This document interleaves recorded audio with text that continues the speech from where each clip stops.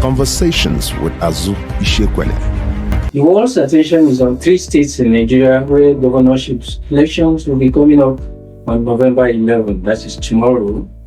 And all eyes have turned from the judiciary to INEC, Nigeria's election management body. Welcome to Deepening the Conversation with Azu, our weekly diary on life and politics, where we discuss issues, current affairs, politics, and other subjects that may interest our audience. The award-winning columnist Azu Ishekwele is here with me to take some of the questions on what he has treated in the column titled Small Chance for INEC to Save Itself in a Big Way on the elections coming up in Kogi, Imo, and Bayelsa states in November. Welcome to the studio, Mr. Azu. Thank you very much, Julius. It's nice to be back again. Tomorrow, the logistics involved are huge. Estimated 5.1 million registered voters in 3 regions across Nigeria: the Southeast, the South-South, the North-Central, and the logistics involved are huge. This, in my opinion, is much bigger than there's no chance that your column suggests it is already. You are correct about the logistics challenge involved in the elections in the 3 states, especially, as you said correctly, in Bayelsa, where 80% of the state is actually in the Atlantic Ocean. That's really quite challenging to access, not for all sorts of reasons. So yes, but it's not the first or second or third time that elections will go in Bayelsa State. So I would expect that the election management body will have done its rehearsals, done its stress test, and be prepared not only for Bayelsa but also for the other 2 states, Kogi, as you say, North Central, also for coming up this weekend. All right.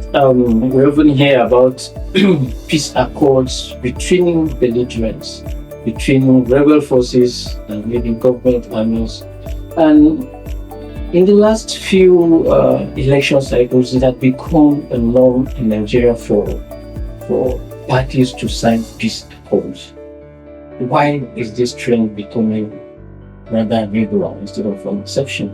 Well, it's quite symbolic that the parties agree to sign such an accord before elections. It's also a demonstration to all the parties, to their followers, to the public and the world at large, that they are committing and they have accepted to be held to certain minimum standards in how they conduct themselves during elections. So even though it's symbolic, it's very important. But of course, what happens after these accords have been signed on the D-Day, on the election day, is quite sadly the number of cases that we have seen, quite unfortunate. But I think it's a good thing that parties come together and commit themselves to such a minimum standard of conduct of election. Your colleague suggests that tomorrow's elections are a referendum on INEC. Could it also perhaps be a referendum for the Tinubu administration? I do not think it's a referendum on the Tinubu administration. You must keep in mind that Tinubu, who's the president of the country, and also, of course, the member of the APC, he has the responsibility, of course, as the president of the country, to ensure that the election is free and fair in terms of the sort of security that the executive arm provides for all the parties involved in that election. So that's a huge responsibility. But it's not only a responsibility for the government. It's, as you have said correctly, also a responsibility or a referendum on INEC and on the parties involved. Because we also must keep in mind that it doesn't matter how well-meaning INEC will be, and I do not have any reason to doubt that it is determined this time to redeem its, it's a moment of redeeming grace for INEC. There's no question about that. But the parties involved also have to be committed. The politicians themselves also have to be committed to make the elections work before it can work. Otherwise, there's pretty little anyone can do about it. the labor unions have taken more than a passing interest in Imo State. Would you say the Nigerian Labour Congress in particular is becoming partisan? Well, I don't know, but you would. That is what one of the parties has accused. Of course, the APC has accused NLC of partisanship. I think it's a bit complicated. Complicated in the sense that the president of the NLC is also from Imo, where the election is taking place. And in the run-up to the election, you remember that there was an unfortunate incident in which president of the Nigerian Labour Congress was said to have been abducted and beaten up. There are different accounts of what happened. Some accounts said that he was beaten up at the behest of the Imo State governor. Some said, well, but for the intervention of the governor through the security agencies, the worst might have happened. But whatever it is, I think that Labour, like all of us, has a legitimate interest in political outcomes. And I would wish that all parties, including Labour, would conduct themselves in such a way that public peace and order will be maintained, and that we do not jeopardize the larger peaceful outcome of this election, which I am sure that Labour and all of us desire. Because if anything happens that compromises public safety and security, and the elections either do not hold or the outcome is marred by violence, I do not think that that's the outcome that Labour or any of the parties involved in this election would want. All right. Pertaining to Kogi, if you ask me the interest of the outgoing governor, the Unveiling, presents some kind of do or die scenario. What do you say to that?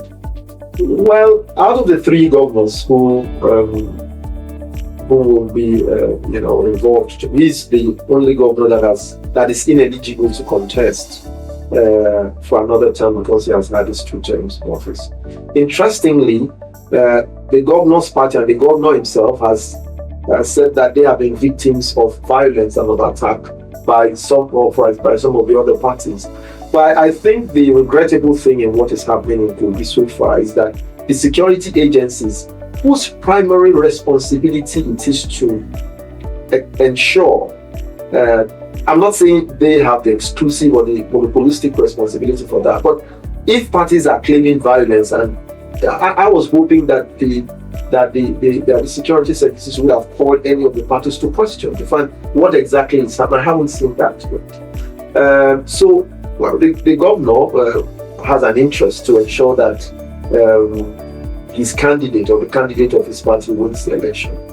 But I hope and I envisage, I hope that desire will be expressed in such a way that it will not impede the peaceful transfer of powers. Okay. And my final question would be, INEC has a duty to conduct elections, but if the political actors makes this difficult or impossible for the commission, how is the commission to blame? Well, the question of the role of INEC in elections is an ongoing conversation that we must all keep having, even beyond these elections. Because I am aware, for example, that INEC has complained that the Constitution has given it far more than it can chew. It's responsible for the elections. It's also expected to screen the parties, screen the candidates for the elections. It is expected to ensure that logistics and, there's so much that is expected of INEC, including sometimes when violence happens, people turn around to say, well, but the fundamental responsibility of INEC is to conduct elections. But here in Nigeria, INEC does far more than that. But that again, of course, is a constitutional issue which we need to revisit. Unfortunately, as some INEC senior officials have said, sometimes when we solve one problem, it becomes the basis, it creates tomorrow's problem. But I think that if you look at progress, if you look at what has happened since we started using biometric this time, we have made some progress in terms of how elections are conducted and having a sort of fairly reliable database for some of these elections, which is good. But we expect a lot more, and I am sure that INEC is not holding itself to a lower standard than it has promised to deliver in tomorrow's elections. But on the final note, I expect that not just INEC, but all the parties involved, including the political parties, the security services, and the voters themselves, NGOs and election observers and monitors, will all play our part, play our role to win tomorrow's election free, fair, transparent, and credible.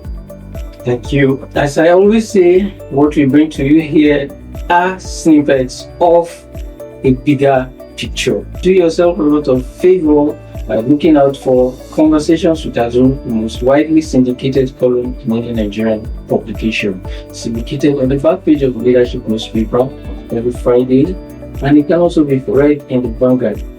Find Conversations with Azu across many online platforms, including Premium Times, The Cable, just to mention a few. Make sure you visit our blog to review our contents that are there. If you don't want to read, you can have an audio file to listen to.